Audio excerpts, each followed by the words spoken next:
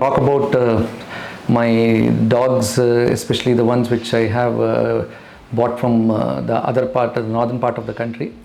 These are called the Indian Mastiffs, and I have been having them for the last 3.5 years. It just happened that I went to a conference in Delhi, and in the night time I was strolling and I found somebody going around with a large giant breed of dog, and I just stopped by and asked him what breed it is, and he said this is an Indian breed. This is called Indian Mastiff. And that's then probably 4 years back my interest in these dogs have come up. Then after that, after knowing about this breed, I ordered a dog which is, the name of the dog is Rancho. This fellow is the grandson of Repeater. Repeater is supposed to be an import bloodline. And this guy, I got him when he was 3 months old. And now he is around about 3.5 years of age.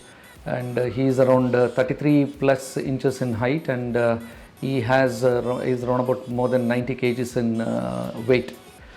Now, when I tell you some dog, anybody that this dog is 33 inches and it's 90 kgs, everybody is going to think it's a giant and it's going to be very difficult to handle.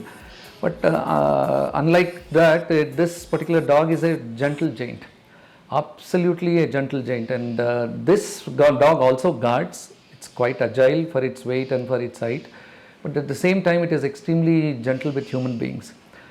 And this fellow, now he is there with me in my farm, and now he takes care of my farm, and which is around about a couple of acres. And this guy has runs in a pack there.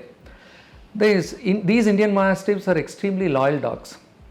Now, when you actually try to Google and talk about Indian Mastiff dogs, or whatever they call it as Bullykuttas, majority of the times you see people showing them as an extremely ferocious dog, and this dog is probably cannot be handled in the urban life, and I don't think that is actually true, because I have dogs. We have almost 3 or 4 dogs, and of which one dog stays with me in my house and other dogs are in the farm. These dogs, it all depends upon how you socialize these dogs very early. And like any other dog breed, you take any other dog breed in your this thing, and some of the dogs in that particular lineage would be extremely aggressive to humans, extremely aggressive to animals. In the similar way, these particular dogs, Indian Mastiffs, are also quite aggressive to human beings, and especially the strangers. And also they can also be aggressive to the fellow animals which with it is, like especially if it is another dog which is trying to come, then it is trying to definitely be extremely aggressive in this particular in that particular instance. Now, what is very important point which I really want to tell you is, if you can, people have got another complaint that these dogs cannot be in packs. Yeah, I do agree they cannot be in packs. But one of my this is Rancho. This guy is within a pack, and I have a Belgian Malinois staying with him, and I have a Great Dane also staying with him. These dogs are predominantly an alpha in nature, and so if any dogs fights for the alpha position or a dominant position, then possibly that there is going to be a bloodshed, and that's where the serious kind of fights occur. But if the opposite dog does not fight, and if it gives way, and if it tries to surrender to this particular dog, these dogs don't fight. They just ignore that particular dog and they just walk away. And that is the speciality and beauty about these dogs.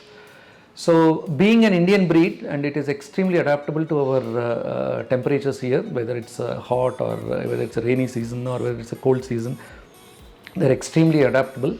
And one of the very important thing is the number of diseases which are associated with this dog is extremely less.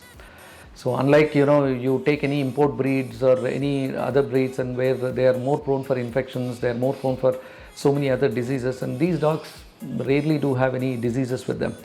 Okay, so in nutshell, I would say if somebody is keen on taking an Indian Mastiff dog, and I think we should not hesitate. The only caveat here would be that you need to have adequate space, and you need to give adequate time. I guess so that is the same thing which is going to be there with any dog. When you get any dog to your house, whether you get an Indie, whether you get an Indian breed, or whether you get an imported breed, I think giving time giving time and spending some time with your pet is extremely important. And of course, you need to give them a good exercise. Okay, thank you.